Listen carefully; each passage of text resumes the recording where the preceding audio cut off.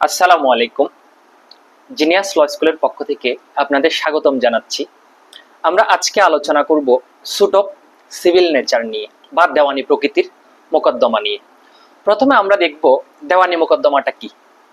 কোনো ব্যক্তি বিশেষের আইনগত অধিকারের উপর যখন আঘাত আসে, আইনগত অধিকার যখন লঙ্ঘন হয়, এর ভিত্তিতে তার একটি মামলা করার কারণ সৃষ্টি হয় বা কজ অফ অ্যাকশন ক্রিয়েট হয়, অ্যারাইজ হয়।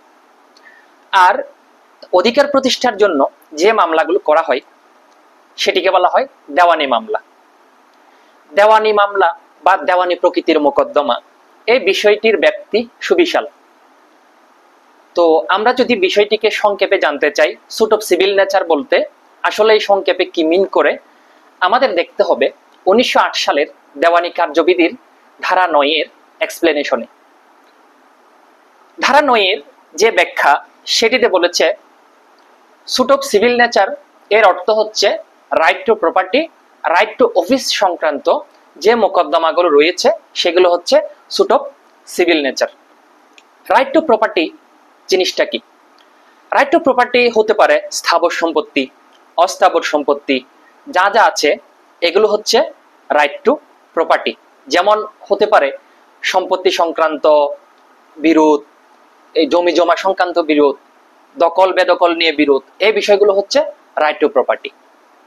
আর রাইট টু অফিস জিনিসটা কি? রাইট টু অফিস জিনিসটা লিগ্যাল ক্যারেক্টারকে মিন করে।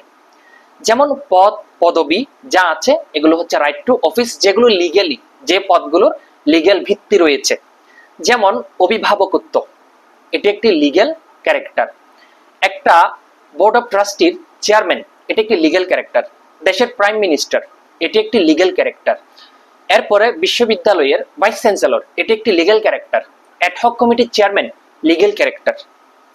তাহলে আমরা স্যুট অফ সিভিল নেচার বলতে যে জিনিসটাকে বুঝবো সেটি হচ্ছে right to property, right to office সংক্রান্ত যে মামলাগুলো রয়েছে সেগুলোকে বলা হয় স্যুট অফ সিভিল নেচার।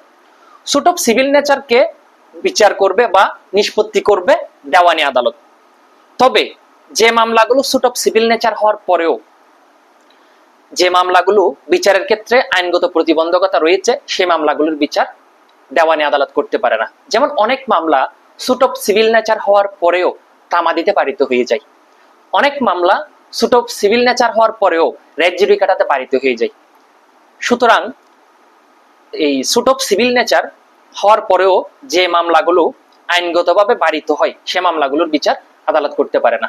আজকে এইটুকুই, পরবর্তীতে অন্য কোনো বিষয় নিয়ে দেখা হবে। ধন্যবাদ।